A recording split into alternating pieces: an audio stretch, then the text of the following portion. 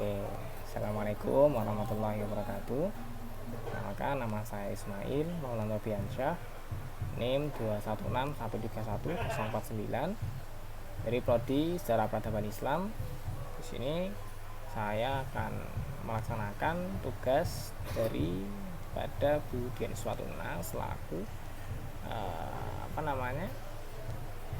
dosen daripada matkul PKN.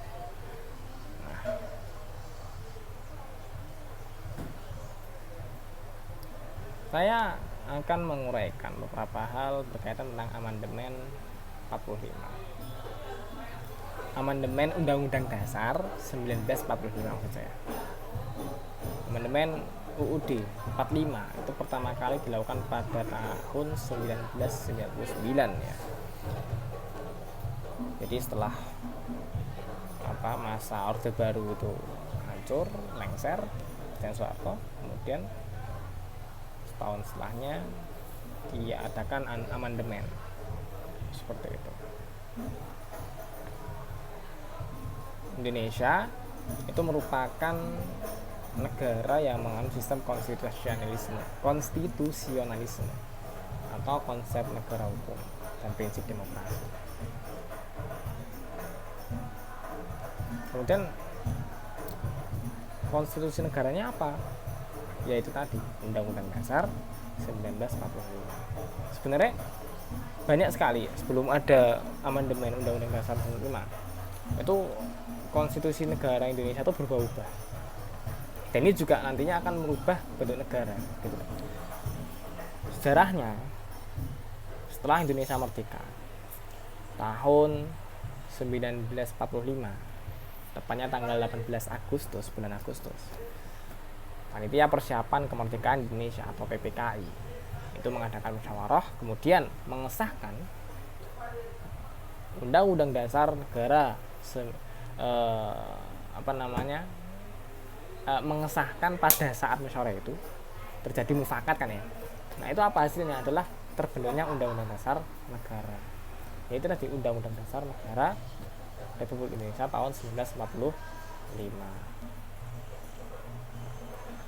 Kemudian berjalan ya sampai pada tanggal 27 Desember 1949 itu Indonesia berupa negara serikat atau Federasi Republik Indonesia Serikat. Usai penyerahan kedaulatan dari Belanda pada Indonesia. Nah, RIS ini menerapkan konstitusi RIS 1949 sebagai Undang-Undang Dasar. Ini menggantikan Undang-Undang Dasar 1945. Kemudian tanggal 17 Agustus 1950 itu RIS bubar. Ini diberlakukan Undang-Undang Dasar sementara UUDS tahun 1950. 9 tahun setelah itu keluar yang namanya Dekret Presiden tanggal 5 Juli 1959 oleh Presiden Soekarno, dan Dekret Presiden ini menjadi pengganti dari UUDS, menggantikan sebagai Konstitusi Indonesia. Nah, setelah itu barulah kemudian kembali lagi ke Undang-Undang Dasar 1945 pada tanggal 27 Juli 1959 gitu ya. Disahkan dan dikukuhkan secara aklamasi oleh Dewan Perwakilan Rakyat DPR Republik Indonesia. Kembali berlakunya Undang-Undang Dasar 1945 masih dijalankan hingga saat ini, kendati pernah dilakukan beberapa amandemen usai pemerintahan Orde Baru yang telah berkuasa selama 32 tahun, berakhir pada Mei ya, kira-kira Mei kalau 1998. Seiring kuatnya gelombang reformasi, kekuatan mahasiswa ini. Nah, itu seperti itu setelahnya. Dari Undang-Undang Dasar 45 kemudian berubah setelah RIS itu tadi, berubah lagi dekret, kemudian kembali lagi ke Undang-Undang Dasar 1945 sampai sekarang. Sepanjang sejarahnya, Undang-Undang Dasar 1945 telah mengalami 4 kali amandemen, 4 kali perubahan, 4 kali penyempurnaan. Dari tahun 1999 sampai hingga tahun 2002 itu ada 4 kali banyak. Yang pertama, amandemen pertama itu dilakukan pada sidang umum MPR dari tanggal 14 sampai tanggal 16 bulan Oktober 1999. Kemudian amandemen kedua, diamandemen lagi. Itu ya pada sidang tahunan MPR itu tanggal 7 sampai tanggal 18 Agustus tahun 2000. Lama sekali. Maksudnya sidangnya itu lama. Ini dasar negara soal. Nah, kemudian terjadi amandemen lagi. Yang ketiga itu pada sidang tahunan MPR juga, tapi dari tanggal 1 sampai tanggal 9 November tahun 2001. Itu saya belum lahir. Saya 2002. Nah, kemudian yang terakhir adalah amandemen keempat. Ini dilakukan dalam sidang tahunan MPR dari tanggal 1 sampai tanggal 11 Agustus tahun 2002. Memang lama sekali dalam menentukan ini bagaimana diubah dan lain sebagainya. Itu karena memang ini suatu yang urgent dan sentral, dasar negara nih, konstitusi, bayangkan. Maka itu seperti itu. Kemudian pasal apa yang mengalami perubahan dalam amandemen Undang-Undang Dasar 1945? Ya.